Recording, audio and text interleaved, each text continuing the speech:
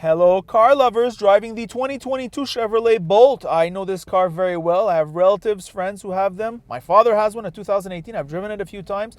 The 2022 Chevrolet Bolt EV has 417 kilometers of range, 200 horsepower, 266 pounds of torque from an electric motor. This base model comes with cruise control, single zone AC, 6-speaker audio, 17-inch wheels with 215/50 ratio tires, 10.2-inch infotainment, and weighs 3,600 pounds. There is wireless CarPlay and Auto, and the driver's seat is 8-way electrically adjustable, a flat-bottom steering wheel, regenerative braking. 3-year basic warranty, 5-year powertrain warranty, whatever that means on a hybrid, 8-year hybrid electrical components. $40,998,000 plus tax. In Quebec, you get the $12,000 combined rebate. The fast charge is limited to 55 kilowatts, so forget about the road trip. Even more charming and nimble than the original, an electric Honda Fit. What to say about this vehicle? Certainly feels very playful. I really like the Bolt. I don't know if they played with the suspension, or I don't know if they played with something, but it just feels more playful. Maybe it's the programming of the steering, the steering inputs. Really good stuff. A really short turning radius, great visibility all around. It looks cute, really cute on the outside. I don't know. I find it looks European, but it's just nice. This visibility here, great stuff. I feel I'm in a Honda Fit, and that is not a bad thing. It is, well, just like that Honda Fit, it is an urban vehicle, right? That's what it's good at. There's enough trunk room for a subcompact, I guess. There is it's quite tight in back, but it's subcompact. I fit behind myself. The back seat rest is a bit vertical. I think if you're going to be carrying some people in back, you might as well get the EUV, which is a little bit more expensive, but you get more room, especially in back.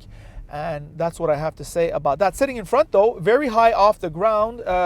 Basically a subcompact crossover is really a raised hatchback. Well, the seats are very high up too, so that makes it very comfortable in terms of the driving experience. The seats have been improved, but they're still not that good. I mean, we're in a subcompact seat. Certainly feels like it.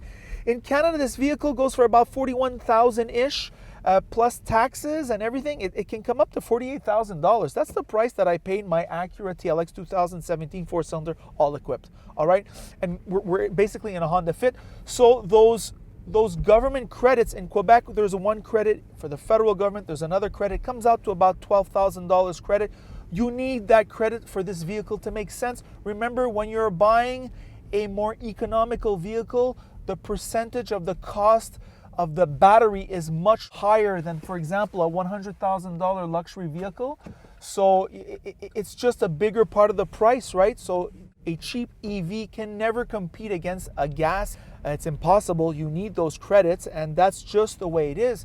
And also now, there's also another thing. You know how we have those people who are anxious, have anxiety about the environment, like, you know, those quacks? Well, there's also anxiety, range anxiety, right? Ross is one of those people. He's got tremendous range anxiety. He came to my house. The car had 156 kilometers. He told me, Christopher, we can't put on the heating, all right? Because I got to go home. Then after I got to go run some errands. And he lives 50 kilometers away, right? So here I have 146 kilometers range, minimum 119, max 191. It is winter in Canada right now. No way he's going to get 191. No way he's going to get 146. There's no heating in this car. So if I'm outside the car, inside the car, it's the same temperature.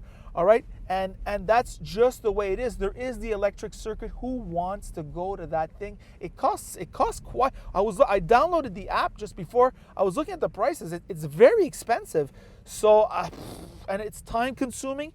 That's it. The Ross is stuck also for time. It's not just about the cost, it's the time.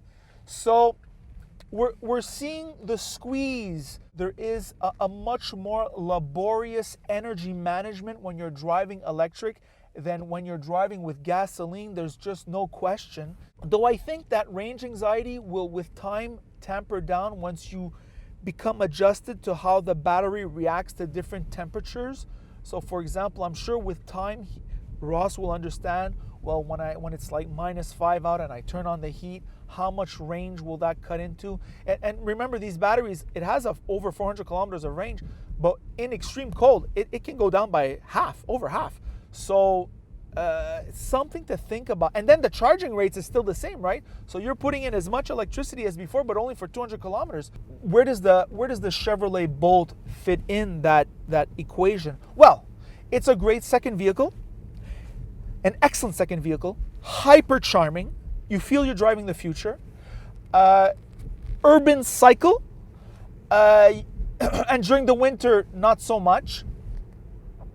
A few things that I enjoy about this vehicle is its resemblance to the Honda Fit. I think the charm that people who like their Honda Fit, you're gonna find that charm in this vehicle. Nice infotainment, nice, relatively modern look. All right. With the rebate, I find for $32,000, this sounds like a fair price, and you can't really say that about a lot of EV vehicles. Really, this is a display of GM's the commitment they have in EV, and it's kind of like a display of engineering prowess. I heard that they want to not produce this vehicle anymore. I don't know why. It certainly reflects well on them, and I think if these little buggers last a long time, it would go against GM's questionable reliability. They've always had long-term reliability issues, and especially when you're talking about an EV vehicle, you have the battery, critical failures if you want, because you're not going to change the battery, right? I mean, it's just too expensive. You're just going to chuck the car. One of the finest GM vehicles I've driven in the last decade, no question. And I know it sounds surprising because I've been criticizing the vehicle a little bit. I think the criticisms of it are inherent to all EV vehicles, right? And its conveniences, if you take away the range anxiety, it's incredible. And another cute thing about GM is that it is a front-wheel drive. Most base EV models are rear-wheel drive, so that makes it much more difficult in the winter for those vehicles. It's always easier to pull something through the snow than push it, so to speak. And so that front-wheel drive makes it a four-season vehicle in that sense, with good winter tires. So in virtue of the fact that it's front-wheel drive and that the cost is low and that it's so convenient, I think it's probably the best or one of the best in the category. And if you option up a little bit, you're going to get a little bit more room, and you get that Bose sound system. You can get the Super Cruise, though after 3 years it is a subscription-based service, I believe, so that sucks. But other than that, really a star for GM in my opinion.